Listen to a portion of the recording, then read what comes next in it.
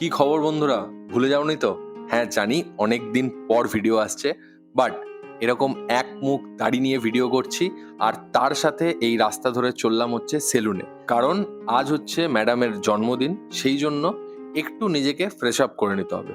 তো সেই কারণে এই যে দেখো, সেজে গুজে দাড়ি টাড়ি কেটে চলে এলাম কাসাহারা।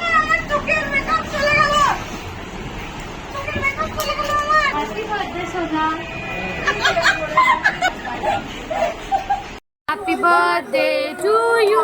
ব্লাস্ট হয়ে গেছে। এই যে অ্যারেঞ্জমেন্টটা এখানে দেখলে, এটার পুরো ক্রেডিটস কিন্তু রণপর্ণা, সৌরভ, জুলি এবং তার সাথে কিন্তু যায় হচ্ছে সৌরাংশুকে। এরপর আমি ওকে জাস্ট এইটুকু একটা কেক দিই, কারণ আমার এই কেকটা খুব ভালো লেগেছে আর আমি এই কেকটা মিস করবো না বলে। এরপরে পর্ণা ওকে কেক খাওয়ায়, তারপরে অবশ্যই টার্ম আছে রনর, এবং তারপরে সৌরাংশু, আর শেষে কিন্তু জুলি আর সৌরভ মিলে ওকে খুব সুন্দর একটা চকলেট দেয় এবং কেক খাওয়া করে আমরা কিন্তু বেরিয়ে যাই হচ্ছে ইচ্ছে রেস্টুরেন্টের উদ্দেশ্যে।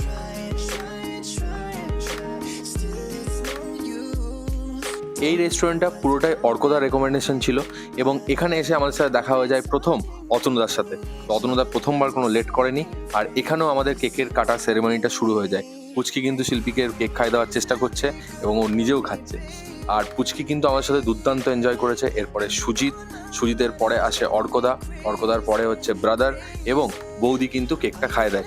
আর পুচকি কিন্তু সবার হাত থেকে কেক খেতে একদম ছাড়েনি, ও প্রত্যেকজনের হাত থেকে কিন্তু একটু একটু করে কেক খেয়েছে। এরপর এই যে মেনুগুলো দেখতে শুরু করলে, এটার পুরো ক্যাটারিং এর দায়িত্বটা ছিল হচ্ছে শ্রীমান অদ্রিসদের উপরে, মানে আমার উপরে, বুঝতেই পারছো। তো আমি এক এক করে সবাইকে একটু একটু করে ডিস্ট্রিবিউট করে দিই, আর আমি নিজেও খেতে বসি। সো আমরা এখানে রাইস, চিলি চিকেন, মানে চাইনিজ রুটির আইটেম, এবং তার সাথে কিন্তু অবশ্যই ইন্ডিয়ানের একটা মিক্স নিয়েছিলাম। আর এই হচ্ছে আমরা মূর্তিমানরা যা সবাই মিলে একটা সেলফি প্লাস একটা ভিডিও করে নিয়ে বেরিয়ে পড়লাম। এটা কিন্তু এর পরের দিনের ভিডিও।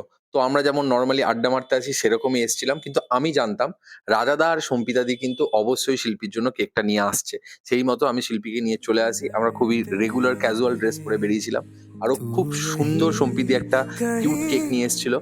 कभी मेरे ख्वाब सा, कभी उलझे जवाब सा, कि चंदा में भी दाग सा, मेरे जैसा तू।